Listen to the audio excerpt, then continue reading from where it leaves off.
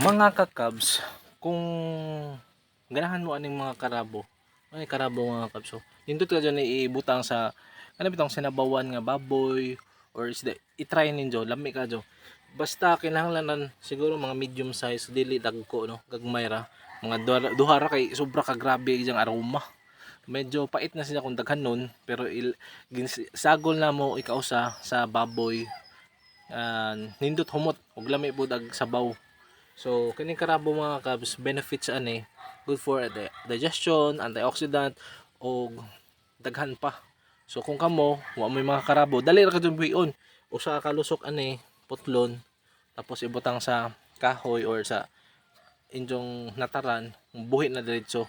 So, inga na siya. Very easy maintenance, o heat proof, like kung sobra ka init di siya mamatay, kung sobra ka tugnaw di pa siya mamatay, sobra ka na nindot nga ng mga dahon na.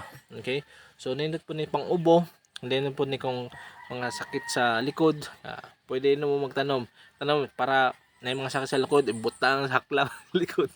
So mga Cubs, don't forget to share and follow this live para natay daghang pag